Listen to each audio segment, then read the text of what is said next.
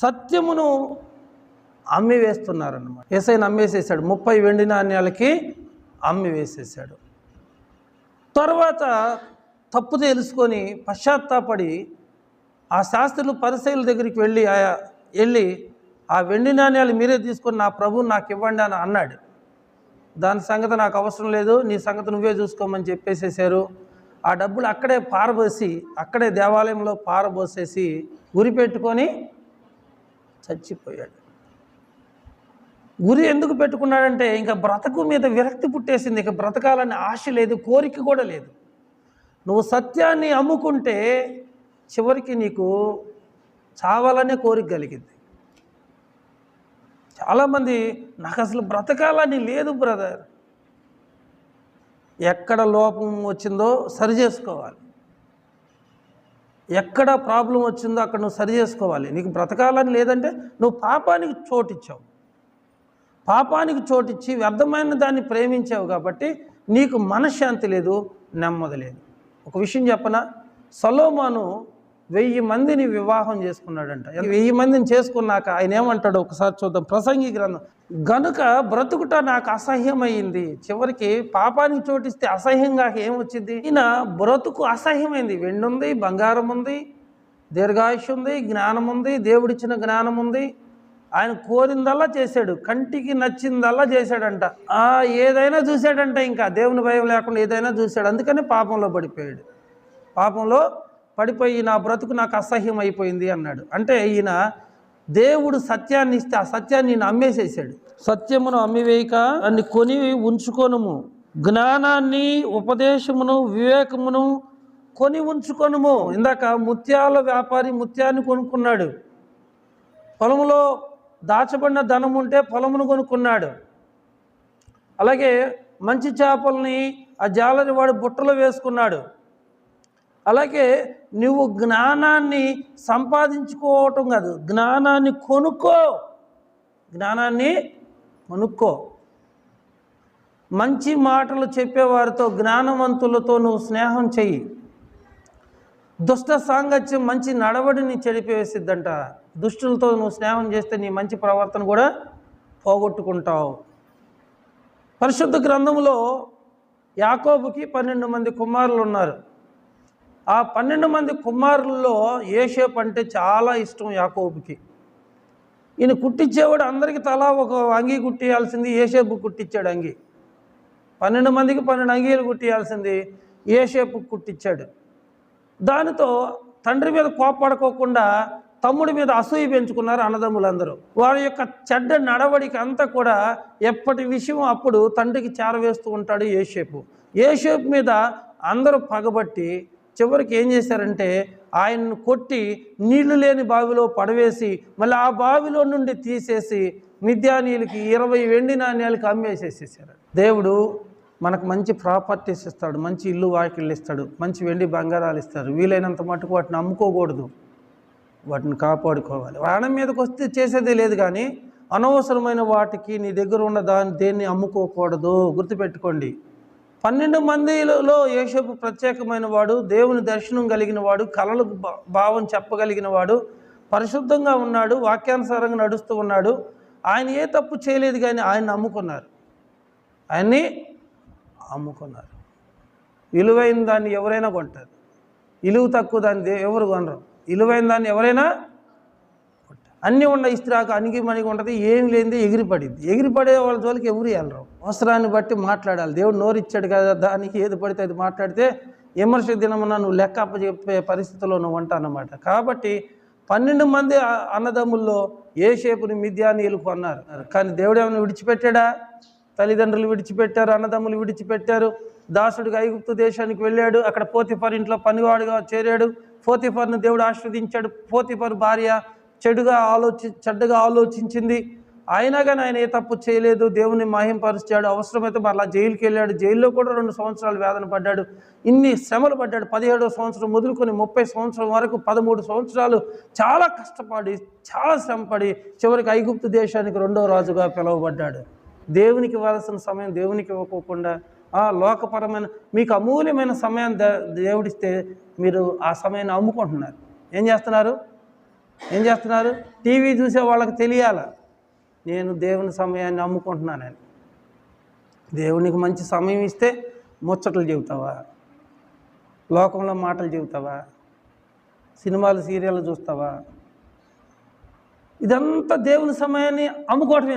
నీకు దేవుడు సమయం ఇస్తే, ఆరోగ్యం ఇస్తే, ఆయుష్ ఇస్తే నువ్వు బతికున్నావంటే అంత విలువైంది ఆ సమయం. నువ్వు ఆ సమయాన్ని దుర్వినియోగం చేసుకుంటే, సద్వినియోగం చేసుకోవాలి, దుర్వినియోగం చేసుకోకూడదు. నువ్వు సమయాన్ని అమ్ముకుంటున్నావు అన్నమాట. నేను చెబుతున్నా, నువ్వు వ్యర్థమైన వాటి గురించి చూసి మాట్లాడితే మాత్రం నువ్వు సమయాన్ని దొంగిలిస్తున్నావు, ఆ సమయాన్ని నువ్వు అమ్ముకుంటున్నావు. గుర్తుపెట్టుకోండి. కాబట్టి ప్రియమైన వాళ్ళరా, సత్యమును అమ్మివేయక. అన్నలు ఏం చేశారు? సత్యాన్ని అమ్మివేశారు. అమ్మివేస్తే మాత్రం యోసేపు నష్టపోయాడా? ఇస్కరియోతు యోధ అమ్మితే యేసయ్య ఏమైనా నష్టపోయాడా? యోసేపు నష్టపోలా, యేసయ్య నష్టపోలా. మరి సత్యాన్ని అమ్మివేశారంట. అమ్మివేసిన వాళ్ళ గురించి ఇందాక సొలొమోను గురించి చెప్పాను కదా. ఆయన కూడా దేవుడు ఎంతో జ్ఞానం ఇస్తే ఆ జ్ఞానాన్ని దుర్వినియోగం చేసుకున్నాడు. ఆహాబు, యెజెబెలు చాలా చక్కందంట.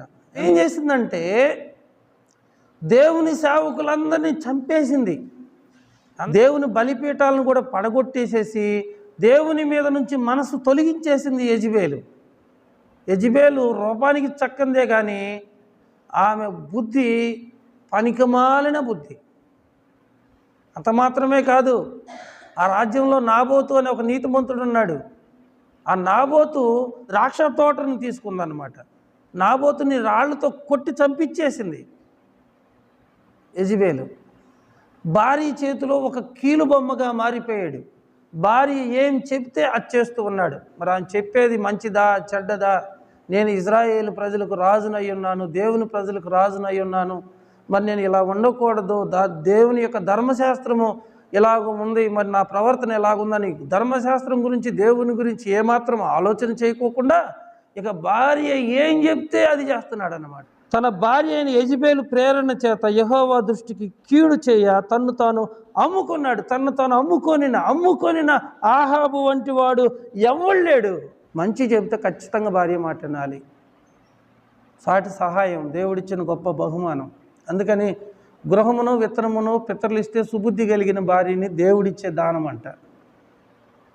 పెళ్లితోనే ఆశీర్వాదం మొదలైద్ది. నువ్వు బాగా చదువుకున్నవాడువైనా, చక్కనవాడువైనా, ఆస్తిపరుడైనా ఆశీర్వాదం కాదు, కానీ పెళ్లితోనే అర్థం చేసుకునే భార్య, అర్థం చేసుకునే భర్త దొరకటమే నిజమైనటువంటి ఆశీర్వాదం. ఆహాబు దేశానికి రాజే, కానీ పనికి మాలిన భార్య దొరికింది. మనం మార్చాడా? మార్చకుండా ఈయనే మారిపోయి విగ్రహారాధన చేస్తూ దేవుని సేవకులందరినీ చంపిస్తూ నీతిమంతుల రక్తాన్ని ఒలికిస్తూ దారుణాతి దారుణమైనటువంటి పనులు చేయటానికి తను అమ్ముకున్నటువంటి ఆహాబు వంటి వాడు ఇంతవరకు ఎవడు లేడంట. కాబట్టి సత్యాన్ని అమ్మివేయక దాన్ని కొని ఏం చేయాలి? దాచిపెట్టుకోవాలి. సత్యాన్ని అమ్మేస్తున్నాడు. ఆహాబు అమ్మేసేసాడు. సొలొమోనుకు దేవుడు మంచి జ్ఞానం ఇచ్చాడు. సొలొమోను కూడా దుర్వినియోగం చేశాడు ఆ జ్ఞానాన్ని. యేసయ్యతో ఉంటూ ఇస్కరియోతు యోధ యేసయ్యను అమ్మేసేసాడు, సత్యాన్ని అమ్మేసేసాడు. యోసేపు అన్నదమ్ములు అమ్మేసేసారు. విలువైంది ఎప్పుడు మన దగ్గర పెట్టుకోవాలి. సమయం ఉండగానే సమయాన్ని సద్వినియోగం చేసుకోవాలి. మనుషులు దాటిపోయిన తర్వాత మరలా తిరిగి మన దగ్గరికి రారు. మనుషులు ఉండగానే వారి విలువను మనం కాపాడుకోవాల్సినటువంటి బాధ్యత మనకు ఉంటుంది. ఎప్పుడైనా సరే సత్యాన్ని మాత్రం అవసరమైతే కొనుక్కో, కానీ అమ్ముకోవద్దు. అవసరమైన దాన్ని ఖచ్చితంగా దాచిపెట్టుకో. అవసరమైంది ఏమేమి చెప్పాడు అక్కడ అంటే జ్ఞానము, ఉపదేశము, వివేకము కొని ఉంచుకో. జ్ఞానం దేవుని సన్నిధిలోనే ఉంది, ఉపదేశం దేవుని సన్నిధిలోనే ఉంది, వివేకము కూడా దేవుని సన్నిధిలో ఉంది. దీన్ని ఎలా చేయాలి? మనము కొనుక్కోవాలి. ఏమిచ్చి కొనుక్కోవాలి? అవసరమైతే మనకున్నదంతా కూడా కోల్పోయినా కానీ ఈ మూడింటిని మనం కొనుక్కోవాలి. సత్యాన్ని మనము కొనుక్కోవాలి. ఆ సత్యమే యేసయ్య. యేసయ్యను మనం కొనుక్కొని మళ్ళీ అమ్ముకోకూడదు. పరిస్థితులు ఎలాంటివైనా మనం ప్రభు వైపే చూడాలి కానీ లోకం వైపు, మనుషుల వైపు చూడకూడదు. ఎవరి కోసమో మనం భక్తి చేయాల్సిన అవసరం లేదు. ఎవరి కోసమో మనం దేవుని విడిచిపెట్టాల్సిన పని లేదు. ఆహాబు భార్య కోసం దేవుని విడిచిపెట్టాడు. భార్య కోసం దేవుని విడిచిపెట్టారు. యాకోబు కుమార్తె దీనా ఉంది. దీనాను ఒక అతను చేసుకోవాలనుకున్నాడు. ఆమె కోసం అందరూ సున్నత పొందారు. కాబట్టి లోకపరమైన వాటి కోసం మన అభిప్రాయాలు మార్చుకోవాల్సిన అవసరం లేదు. వారు ఫీల్ అవుతారేమో, వీళ్ళు ఫీల్ అవుతారేమో, వెళ్ళకపోతే బాగుండదేమో, ఏమైనా అనుకుంటారేమో అని మీరు ఫీల్ అవ్వాల్సిన అవసరం లేదు. సత్యాన్ని ఎట్టి పరిస్థితుల్లోనూ కొనుక్కోవాలి.